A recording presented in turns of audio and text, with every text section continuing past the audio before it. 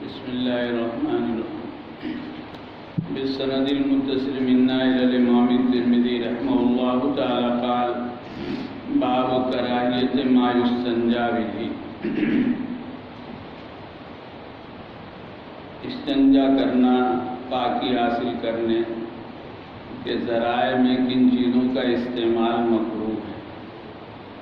اس میں دو چیزوں کا تذکرہ تو روایت میں بہت ہے، پیچھے بھی آیا، یہاں بھی آ رہی ہے، روث اور اعظام.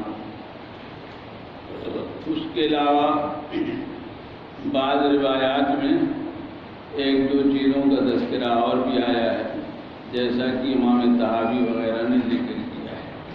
کوئلہ ہے، چمڑا ہے، اس انداز کی چیزیں. یہ دو چیزیں متعین طور پر ممنوع ہیں. ان کے ساتھ بعض دوسری چیزیں ملحق ہیں جو ضرورت کی ہوں، قیمتی ہوں، ان کے استعمال میں بے حرمتی ہو، مقصد بھی پورا نہ ہو. اس انداز کی تفصیلات ہیں. اس میں دو چیزیں روث اور اعظام اور رجی اور عزم پیچھے روایت میں ہے. ان کی ممانعت حضور صلی اللہ علیہ وسلم سے صراحتاً اور بہت مضبوطی کے ساتھ مروی، اور اس میں یہ بات آئی ہے کہ حضور اکرم صلی اللہ علیہ وسلم نے جنوں سے ملاقات کے بعد اس سے منع فرمایا کہ ان چیزوں کو استعمال نہ کرو، یہ تمہارے بھائی جنوں کی غذا. روایتوں میں تھوڑا سا اختلاف ہے کہ آیا انہوں نے حضور اکرم صلی اللہ علیہ وسلم سے اس کا سوال کیا، ملاقات ہوئی اور انہوں نے حضور صلی اللہ علیہ وسلم سے کچھ تحفہ مانگا، آپ نے اس کا تذکرہ کیا، تو انہوں نے کہا کہ پھر آپ امت کو منع کر دیجئے، کیونکہ وہاں گھومتے پھرتے اس انداز کی چیزیں تھیں تو وہ بھی لوگ استعمال کر لیتے تھے، کچھ زیادہ لحاظ تو تھا نہیں. تو حضور اکرم صلی اللہ علیہ وسلم نے منع کر. اب ذات و اخوانکم من الجن کا لفظ تو یہ متعین کر دیتا ہے کہ ان کا استعمال کھانے میں ہے.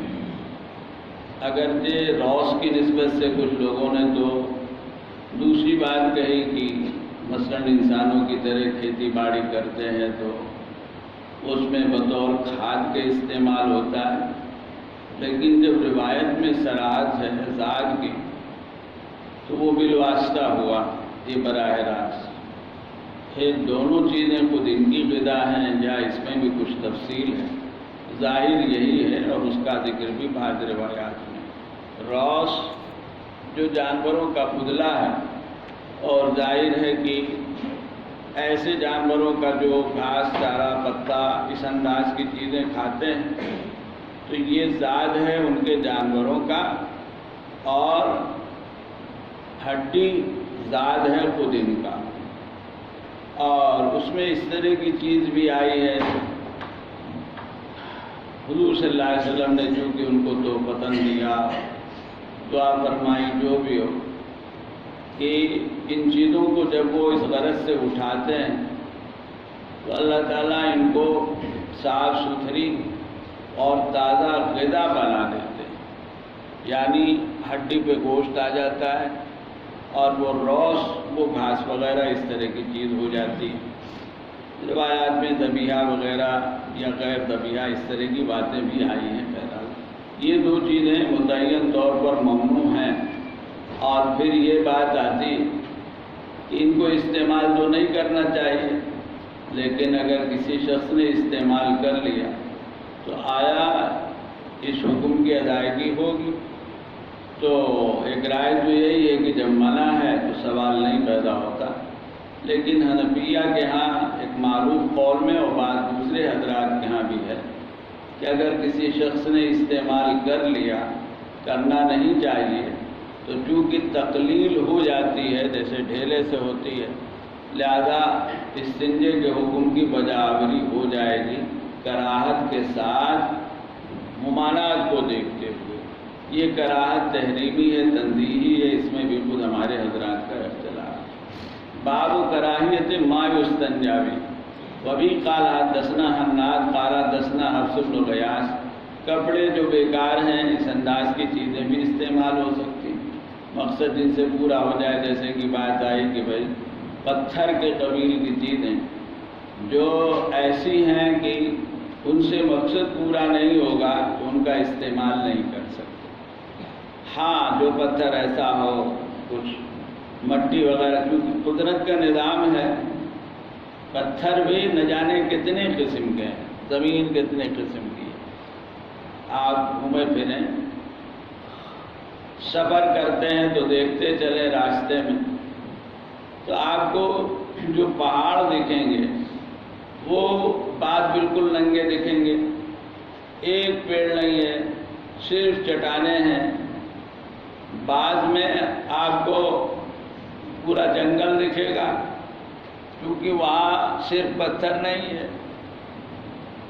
بعض پہاڑ چٹانوں پر مشتمل ہیں اور بعض بجائے پہاڑ چٹان پر مشتمل ہونے کے پتھر کی پٹریوں پر مشتمل ہے، کھلے طور پر دکھتا ہے۔ جیسے دیوار میں اینٹیں رکھی ہوتی ہیں، ایسے ہی پٹیاں پتلی، جیسے یہ پتھر جو لگتے ہیں عمارت میں صاف ستھرے، اسی طریقے کے ٹکڑے ہیں، ایک دوسرے کے اوپر رکھیں، قدرت کے بنائے ہوئے ہیں، انسانوں کے ہاتھ کے بنائے ہوئے نہیں۔ جیسے بڑی بڑی چٹانیں بسا اوقات اس طرح دکھتی ہیں کہ جیسے کسی نے اٹھا کے رکھا اور شکل بنائی، دو چٹانیں ہیں، ان پر ایک تیسری چٹان رکھی ہوئی۔ یہ سب قدرت کا نظام ہے۔ تو نہ جانے کتنے قسم کے پتھر ہیں، رنگ کے اعتبار سے، اپنی صفات کے اعتبار سے۔ بعض کے اندر مٹی ہے یا مٹی جمع ہو جاتی ہے تو کچھ پیڑ پودے گھاس اگاتے، اور بعض میں کچھ نہیں ہے تو کچھ نہیں ہوتا۔ تو اس کے پیش نظر بات یہ ہے کہ ہر پتھر، اب جیسے پتھر وہ اس کام کا نہیں ہے، یہ پانی کو پھیلا دے گا، چکنا پتھر جو ہے یہ پانی کو پھیلا دے گا۔ کھردرا پتھر جو کم درجے کا ہوتا ہے، اس میں یہ صلاحیت ہوتی ہے کہ وہ اپنے اندر نمی کو جذب کرے گا، تو نجاست کے لیے مقرر ہوگا۔ جیسے پانی کے باب میں ہمارے ہاں مسئلہ آپ نے پڑھا ہے ازالہ نجاست میں، کہ ہر مائع چیز سے نجاست کا ازالہ کیا جا سکتا ہے، بشرطے کہ اس میں یہ صلاحیت ہو کہ وہ نجاست کو بدن سے، کپڑے سے دور کرے، تب ورنہ نہیں۔ مقصد یہ ہے کہ جو مائع چیزیں سیال بہنے والی چکنی ہوتی ہیں وہ یہ کام نہیں کرتی، تیل ہے اس سے کام نہیں، چونکہ اس کی چکنائی جو ہوتی ہے وہ کام نہیں کرتی۔ ہاں درختوں سے نکلنے والا پانی مثلاً وہ یہ کام کر سکتا ہے۔ ایک تو پانی ہے عام جسے ہم پانی کہہ کے مراد لیتے ہیں، ایک بعض درختوں سے پانی حاصل ہوتا ہے مثلاً، تو اب اگر وہ ایسا ہے کہ اس پانی کی طرح مائع مطلق کی طرح کام کرے تو ازالہ نجاست کے لیے اس کا استعمال ہو سکتا ہے، ازالہ خبث کے لیے نہیں، ازالہ حدث کے لیے نہیں۔ وضو نہیں ہوگا اس پانی کے علاوہ، وَأَنزَلْنَا مِنَ السَّمَاءِ مَاءً طَهُورًا، کسی دوسرے پانی سے وضو نہیں ہو سکتا، غسل نہیں ہو سکتا۔ طاہر مطہر اس کو کہا گیا، لیکن نجاست کا ازالہ ہو سکتا ہے، جسم میں لگی ہوئی نجاست، کپڑے میں لگی ہوئی نجاست دوسرے پانی سے، درختوں وغیرہ سے حاصل کیے جانے والے پانی سے ہو سکتی ہے، جبکہ اس میں چکناہٹ نہ ہو۔ اس میں چکناہٹ ہوگی تو اس سے نہیں ہو پائے گا۔ وَبِي قَالَ حَدَّثَنَا حَنَّاد قَالَ حَدَّثَنَا حفص بن غیاث عن داؤد بن ابی ہند عن الشعبی عامر الشعبی عن علقمہ عن عبداللہ بن مسعود رضی اللہ تعالیٰ عنہ، حضرت ابن مسعود کے سب سے خاص شاگرد، ان کے جانشین، ان کے علم میں، جن پر حضرت ابن مسعود کو فخر تھا اور لوگ بھی مانتے اور جانتے تھے کہ علقمہ کا کیا مقام ہے۔ قال قال رسول اللہ صلی اللہ علیہ وسلم لا تستنجوا بالروث ولا بالعظام فإنه زاد إخوانكم من الجن۔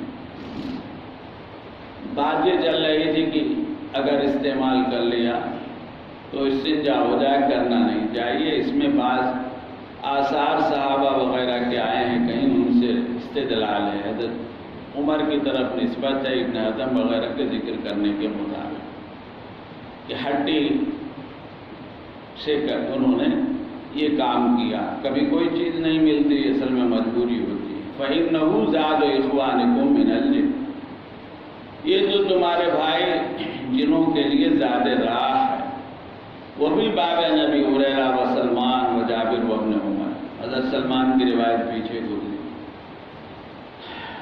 قال اس میں روایتوں میں رجی ہے، روس ہے، بار ہے، یہ متضاد چیزیں نہیں ہیں، جانور کا فضلہ، اور ظاہر یہ ہے کہ ایک جنس کے جانور جو سواری کے ہوتے ہیں یا نہیں ہوتے ہیں، لیکن وہ عام طور سے پتا کھانے والے، گھاس کھانے والے، انہی کے فضلے پر اس لفظ کا اطلاق ہوتا ہے۔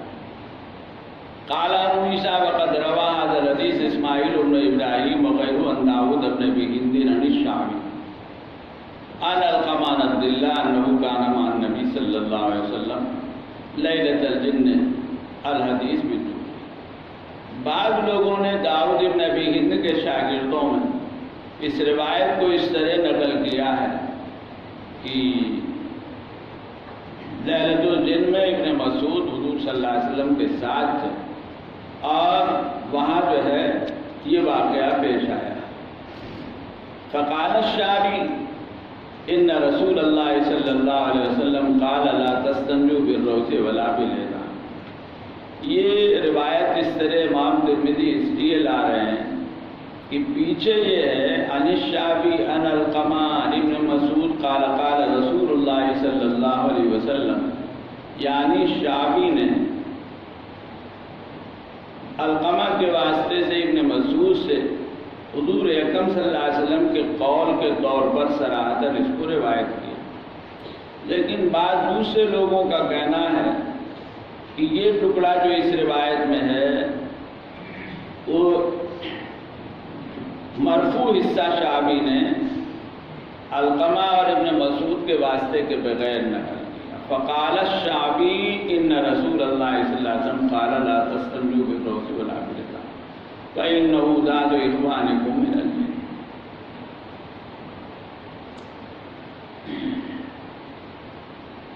وکأن روایت اسماعیل، ترمذی کا کہنا ہے کہ اختلاف ہو گیا، حفص ابن قیاس وغیرہ داؤد ابن ابی ہند کے شاگردوں میں کہتے ہیں کہ روایت عن الشعبی عن علقمہ عن ابن مسعود ہے، اور دوسرے شاگرد ان کے کہتے ہیں کہ یہ جو فرمان ہے حضور صلی اللہ علیہ وسلم کا، اس کو شعبی نے ارسالاً نقل کیا، اور ترمذی کہہ رہے ہیں کہ کأن روایت اسماعیل اصح من روایت حفص ابن قیاس، ایسا سمجھ میں آتا ہے کہ اسماعیل ابن ابراہیم کی روایت جس میں شعبی نے ارسالاً اس کو حضور صلی اللہ علیہ وسلم کے ارشاد کو نقل کیا ہے، یہ من روایت حفص ابن قیاس، حفص ابن قیاس کی روایت پر راج ہے۔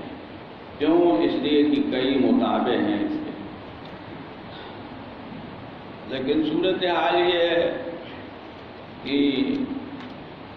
حفص ابن قیاس کی جو روایت ہے تو ایک تو حفص جو ہے بہت اعلیٰ درجے کے ثقہ روات میں شمار ہوتے ہیں، پھر متابعات جو لوگوں کی بھی مل جاتی ہیں، شعبی کی مرسل روایات کو بھی حجت مانا گیا، اس لیے یہ جو مرفوع حصہ ہے اس کو مسنداً اگر مانیں تو کوئی حرج نہیں ہے۔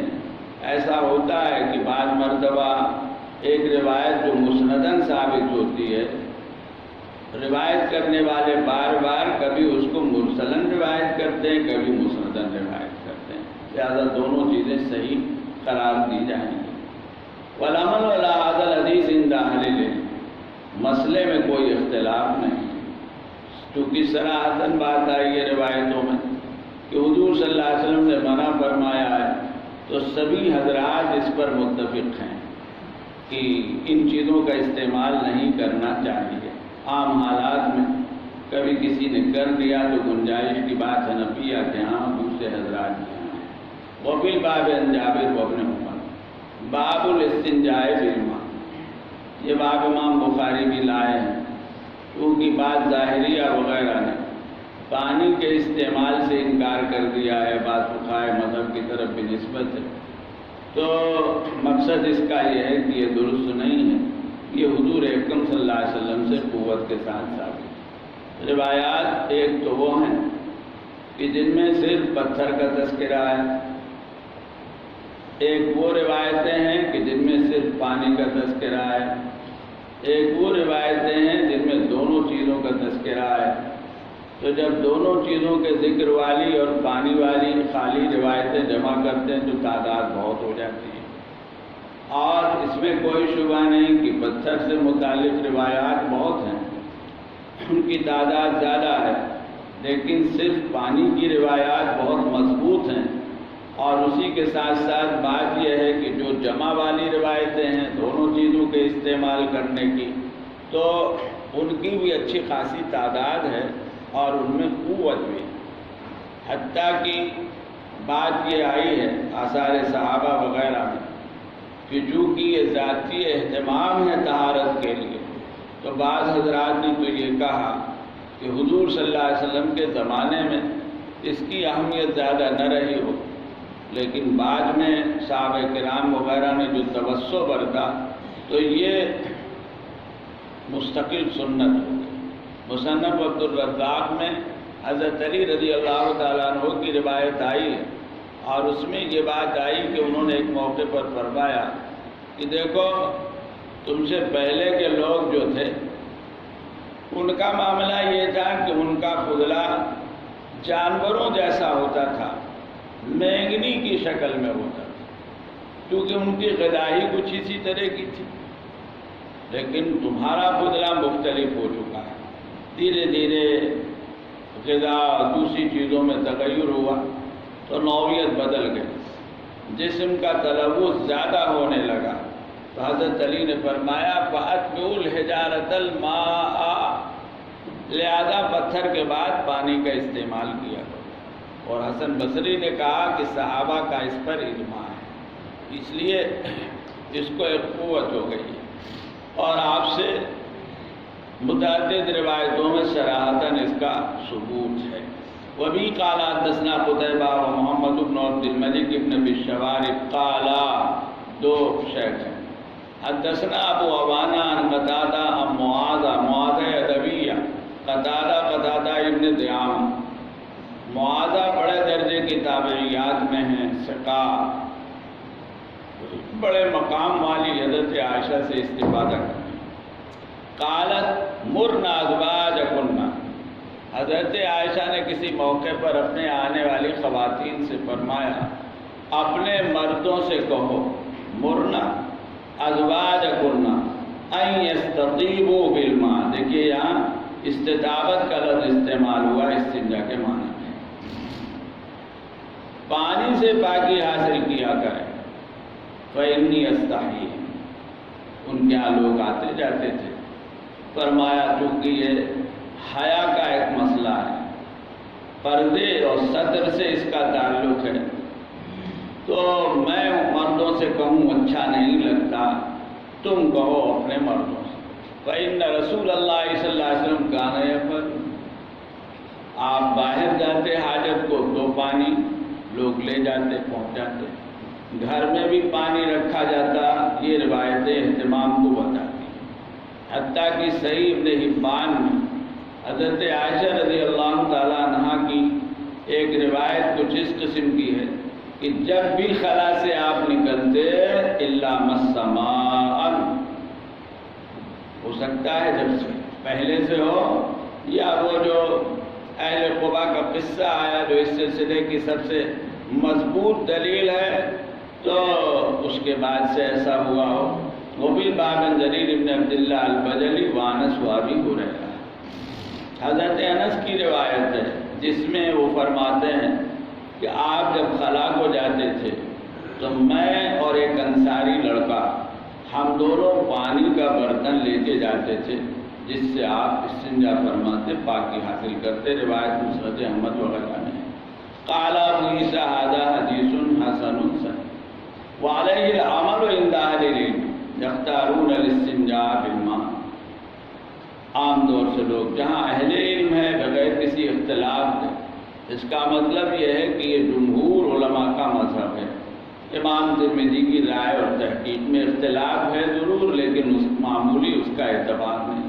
وَإِنْ كَانَ الْإِسْتِنْجَاءُ بِالْحِجَارَةِ يُجْزِئُ، خالی ڈھیلے سے استنجا کافی تو ہو جائے گا لیکن بہتر ہے، چونکہ یہ ذاتی تطہیر ہے۔ فَإِنَّهُمْ اسْتَحَبُّوا الْإِسْتِنْجَاءَ بِالْمَاءِ وَرَأَوْهُ أَفْضَلَ، جمع کو افضل قرار دیا۔ دوسرے نمبر پر صرف پانی، تیسرے نمبر پر پتھر، اس لیے کہ پتھر مطہر نہیں ہے، مقلل ہے، اور پانی مطہر۔ پانی سے نجاست صحیح طور پر استعمال کریں گے تو محل نجاست سے پوری دور ہو جائے گی، اس لیے پانی پتھر سے بہتر اور افضل۔ وبی یقول سفیان الثوری ومبارک والشافعی واحمد واسحاق، امام ابو حنیفہ، امام مالک وغیرہ سبھی اس بات کے قائل ہیں۔ باب ما جاء ان النبی صلی اللہ علیہ وسلم کان اذا اراد الحاجۃ ابعد بالمذهب، آپ قضائے حاجت کے لیے دور سے دور جاتے۔ پیچھے استتار کی بات آئی، دونوں چیزیں ایک ہے، فرق بھی ایک یہ ہے کہ جانا آبادی سے دور نکل جانا، اس میں بھی یہ مقصد پیش نظر ہوتا تھا۔ دوسرے بیٹھنے میں ضرورت کے وقت اس بات کا لحاظ کہ بے پردگی نہ ہو، اس کے لیے تدبیر اختیار کی جائے، پتھر ہو یا نشیبی زمین ہو یا جھاڑیاں ہو، پیڑ پودا ہو، تو آبادی سے دور، بالخصوص دوسری عادت کے لیے، غائب کے لیے آبادی سے دور جاتے۔ اذا اراد المذہب، آبادہ وغیرہ کا لفظ بھی روایت میں استعمال ہوا ہے۔ مذہب کا لفظ اس معنی میں بھی ہے اور مصدر میں بھی۔ وبن قال حدثنا محمد بن بشار قال حدثنا عبد الوهاب الثقفي عن محمد بن عمرو بن ابي سلمان المغيرة بن شعبة قال كنت مع النبي صلى الله عليه وسلم في سفر فأتى النبي صلى الله عليه وسلم حاجته فأبعد في المذهب، آپ اپنی ضرورت کے لیے تشریف لے گئے تو بہت دور گئے۔ ان کی بعض روایتوں میں بھی پانی کا تذکرہ ہے۔ ابو داؤد کے الفاظ میں ذهب المذهب ابعد، اسی طرح اور بھی بعض روایات ہیں۔ بعض روایت میں لفظ ہے کہ اتنی دور جاتے کہ لا یراہ احد، آپ کسی کی نگاہ میں نہ رہے۔ پردہ ستر کا اس حال کا اسی چیز کو چاہتا ہے، نہ یہ کہ مجلس لگائی جائے۔ وبالباب عن عبد الرحمن بن ابی قراظ وابی قتادہ وجابر ویحیی بن عبید عن ابیہ وابی موسیٰ وابن عباس وبلال بن الحارث، یہ متعدد صحابہ کی روایتیں ہیں۔ دوسرے حضرات کی روایت بھی اس سلسلے میں مل جائے۔ حضرت موسیٰ کی روایت میں دور جانا یا خاص جگہ کا تلاش کرنا وغیرہ بھی آیا۔ قال ابو عیسیٰ ھذا حدیث حسن وروی عن النبی صلی اللہ علیہ وسلم انہ کان یرتاد لبولہ مکانا کما یرتاد مسجد، جیسے سفر میں قیام کے لیے کوئی جگہ مناسب تلاش کی جاتی، اسی لیے ان ضرورتوں کے لیے موقع محل کے اعتبار سے آپ ایک مناسب جگہ تلاش کریں، ایسی جگہ جہاں پیشاب دوسری طرف جائے، اپنی طرف نہ آئے، چھینٹیں نہ اڑیں، پردہ بھی ہو۔ یہ مطلب ہے ارتادہ ارتداد ہو، قصد اور ارادہ کرنا وغیرہ۔ حضرت موسیٰ اشعری کی ایک روایت میں اس کا حکم بھی نقل کیا گیا ہے۔ وہ ابو سلمہ، اس کے جو راوی جنہوں نے مغیرہ ابن شعبہ رضی اللہ تعالیٰ عنہ سے روایت نقل کی ہے، اسمہ عبداللہ بن عبد الرحمن بن عوف، یہ مشہور صحابی جو عشرہ مبشرہ میں سے ہیں، ان کے بیٹے ہیں، بہت کثرت سے روایتیں نقل کرتے ہیں۔ نام ان کا عبداللہ ہے، بعض لوگوں کا کہنا ہے کہ ابو سلمہ ہی ان کا نام ہے، اور ایک معروف قول کے مطابق مدینے کے فقہائے سبع میں ان کا شمار ہوتا ہے۔ باب ما جاء فی کراہیت البول فی المغتسل، مغتسل غسل کی جگہ، جس کو آگے روایت میں مستحم سے تعبیر کیا گیا، حمام کا لفظ استعمال ہوتا تھا، اس میں پیشاب کرنا منع ہے۔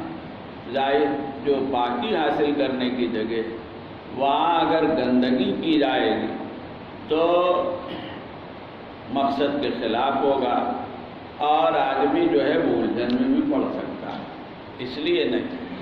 اس میں تھوڑی سی تفصیل بھی آ رہی موقع محل کے اعتبار سے۔ بعض حضرات کا رجحان دعا حدیث میں صراحت ہے تو اطلاقاً ممانت کے، ورنہ تطبیق ابن مبارک وغیرہ نے کی کہ اگر قاعدے کی عمارت ہے، فرش ہے، جس میں جو پانی یا پانی جیسی چیز گرتی ہے تو ظاہر ہے کہ جمع نہیں ہوتی، آگے بڑھ جاتی ہے، تو وہاں تو ٹھیک۔ لیکن جہاں باقاعدہ فرش نہیں ہے، کچی زمین ہے، ٹوٹا ہوا فرش ہے، جو پانی گرتا ہے وہ جمع بھی ہوتا ہے، تو لا محالہ وہاں جب نہائیں گے تو نیچے سے چھینٹیں بھی اڑیں گی اور نیچے سب پڑا رہے گا۔